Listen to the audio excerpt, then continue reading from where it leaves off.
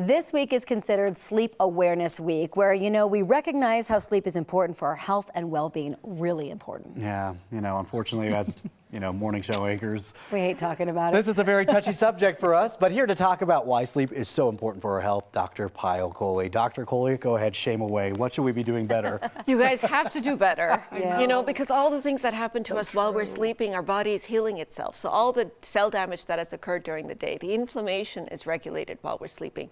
Our emotions, how we feel, consolidation of memories.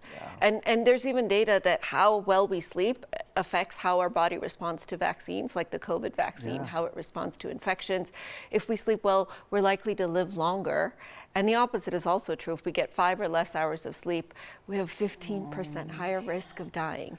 So you're talking heart disease, diabetes, you're talking immune system, so many different things affected during sleep that we really have to make it a priority. What is the optimal length that we're talking here? Like, if we are really going to create a plan and stick to it, what should we be looking at? A ton of research has been done here, and it changes during the course of our life. So babies, as you know, sleep 12 to 16 hours, and that's how much they need.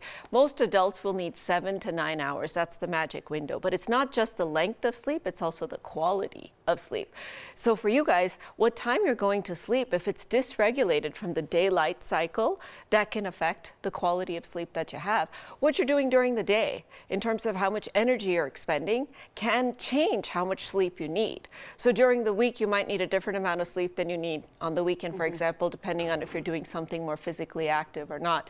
If you're sick, recovering from an infection, you probably need more sleep and better quality sleep than kind of when you're functioning at your optimal. So the amount of sleep and the quality of sleep we need is a moving target, and it's something we should adjust. My sweet director said in my ear, you should ask her about sleep that's broken up, like naps and stuff, because that's what a lot of us on the morning shift do. Does that count towards our sleep at night? Kind of halfway, I would say. So yes, a little bit. So at the end of the day, no matter when you're sleeping, sleep restores the body. It fixes cell damage. It does all those immune functions, the things that I talked about. But if it's dysregulated from your circadian rhythm, which is there's a little gland in our brain that senses the light and the dark. And that's what releases those sleep hormones. And when we dysregulate that, like when we go to Europe, for example, and we're jet lagged, we just don't feel good, even if we take a nap during the day.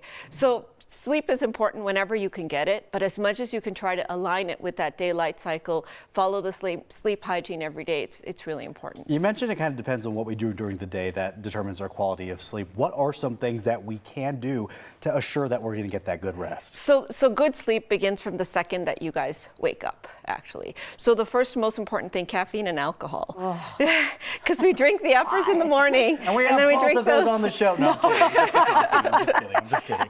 But how much caffeine you drink in the morning can even affect the quality of sleep that you're getting at night. So really try to limit yourself, because if you're needing a lot of caffeine, that's a sign from your body that you're not getting good sleep, good quality sleep, enough of it. So don't just put a Band-Aid on it by drinking more.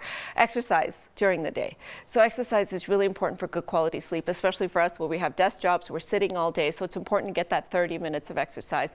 And then getting out into the sunlight triggers that gland in the brain to sort of reset itself. So even if it's for 30 minutes in the morning, 30 at night, try to get some natural sunlight so that you're not stuck indoors all day. We need to do better. Okay. We do. By the way, that was a joke about the alcohol. Nobody write my bosses. We're not trying to get in trouble here. Next up. It is St. Patrick's Day, right? Yeah. It's true. Next up, our next topic, good coffee alternatives. That's right. Kind of what we have to talk about there. Yeah, caffeine-free coffee. Oh, no. Dr. Kohli, thank you. Let's get a check of your forecast.